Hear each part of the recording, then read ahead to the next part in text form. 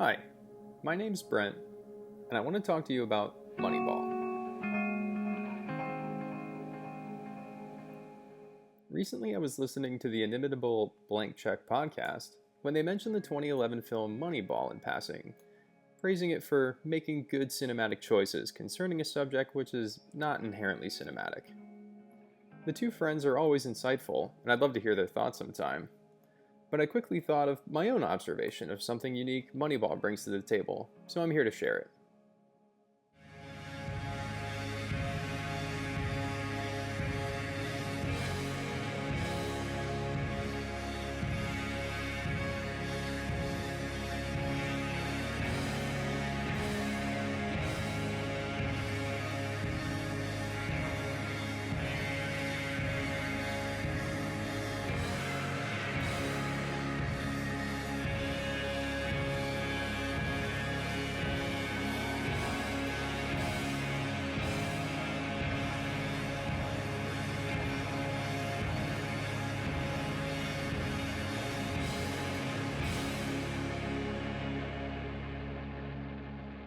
Moneyball's acting, writing, soundtrack, and photography are all great, but it's Moneyball's editing that always sticks out to me. Editor Christopher Tellefson, who was nominated for an Oscar for his work here, employs a subtle technique throughout the film to great effect. See if you can pick it up. I want to milk the last ounce of baseball you got in you, and you want to stay in the show. Let's do that. Now, I'm not paying you for the player you used to be. I'm paying you for the player you are right now. You're smart. You get what we're trying to do here. Make an example for the younger guys. Be a leader. You can do that?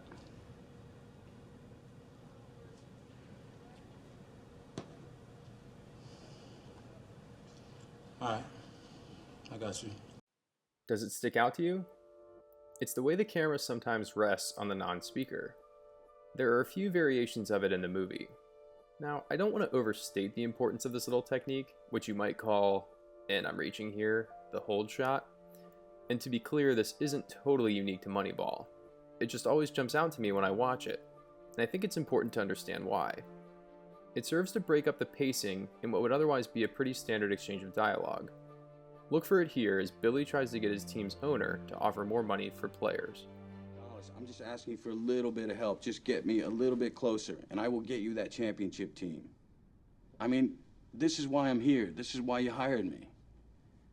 And I gotta ask you, what are we doing here? Billy, you know, If it's not to win a championship. I want to win just That's my bar. My bar is here. My bar is to take this team to a championship. Billy, we're a small market team, and you're a small market GM. I'm asking you to be okay not spending money that I don't have. And I'm asking you to take a deep breath, shake off the loss, get back in a room with your guys, and figure out how to find replacements for the guys we lost with the money that we do have. I'm not leaving here. I can't leave here with that.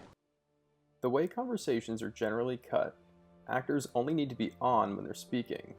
When the camera stays on them, we see a new side of their performances, uninterrupted. It lets them work the scene more. Notice it here with Grady, the head scout. Billy is broaching the idea of changing the way the A's will search for and value new players, and it is directly at odds with the old guard of baseball thinking.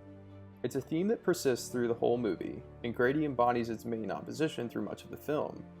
The way this scene is cut, we get to scrutinize his features as Billy explains. It's a 4-minute long scene, so I've edited it for brevity. Take a look. Good hitter when we put him up against big league arms. Could be a great hitter. I don't think so. This kid This needs guy some can at-bats. play. You give him 400 at-bats, he's going to get better. He can play. He's hit everywhere along the line. He's one of our guys.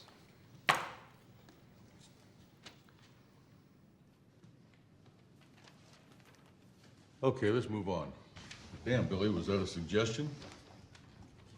Guys, you're just talking. Talking la la la la la like this is business as usual. It's not. We're trying to solve the problem here, Billy. Not like this, you're not. You're not even looking at the problem. We're very aware of the problem. I mean, Okay, good. What's the problem?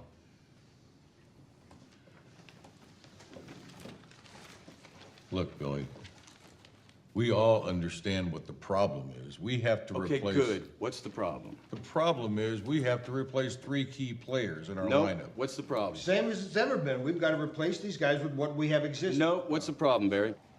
We need 38 home runs, 120 RBIs, and 47 doubles to replace. The problem we're trying to solve is that there are rich teams and there are poor teams.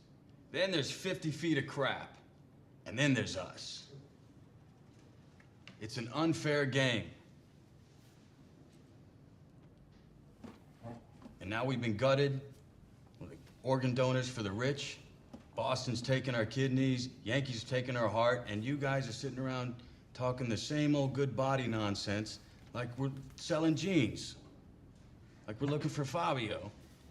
We got to think differently. We are the last dog at the bowl. You see what happens to the runt of the litter? He dies. Billy, that's a very touching story and everything, but I think we're all very much aware of what we're facing here.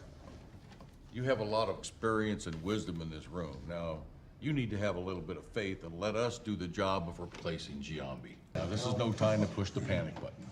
Billy, our scouts are going to find players. Our player development's going to develop them. We're going to teach them how to play Oakland A baseball. Billy, with all due respect, we've been doing this for a long time. Why don't you just let us be responsible for replacing Giambi with who we know that can play?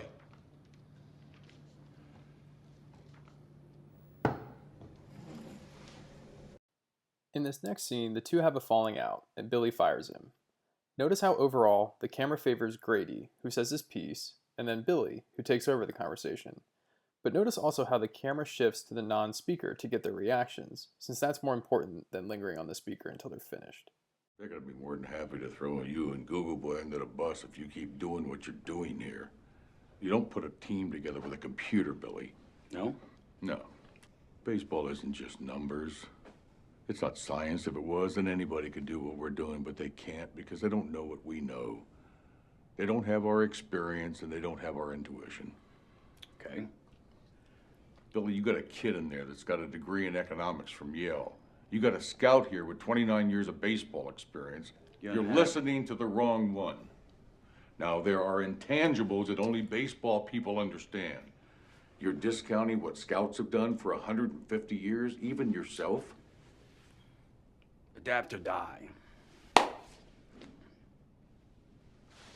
This is about you and your shit, isn't it? 20 years ago, some scout got it wrong. Whoa. Okay. Now you're gonna declare war on the whole system. You need to take Okay, down the whole okay. thing. My turn. You don't have a crystal ball. You can't look at a kid and predict his future any more than I can. I've sat at those kitchen tables with you and listened to you tell those parents, when I know, I know. And when it comes to your son, I know. And you don't. You don't. Okay. I don't give a shit about friendship, this situation, or the past. Major League Baseball thinks the way I think. You're not gonna win. And I'll give you a nickel's worth of free advice.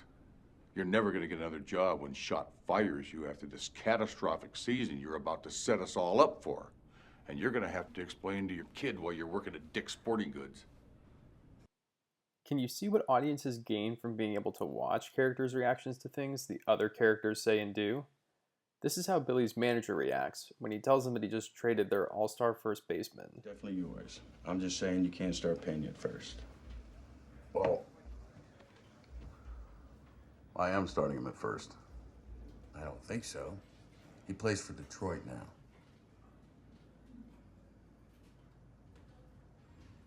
You traded Pena?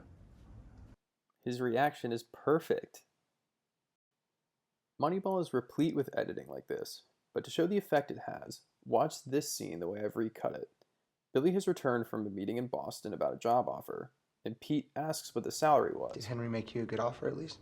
This is the way it might have been shown if cut generically. Doesn't matter. What was it? Doesn't matter. What was it? Doesn't matter. What was it? But instead, we got this. Did Henry make you a good offer at least? Doesn't matter. What was it? Doesn't matter. What was it? Doesn't matter. What was it? We get the dialogue we need from Pete, but we get the body language we need from Billy. Constant cutting between actors can feel brisk, but I don't think we realize what we miss out on until we see the opposite style employed here. In short, allowing the actors to stay in frame while they are being spoken to opens up a new dimension of their performance, mixes up the rhythm of the scene, and might well show the audience something more important than the speaker: the reaction. Can't do it alone, I've tried, and I don't know why. Slow it down.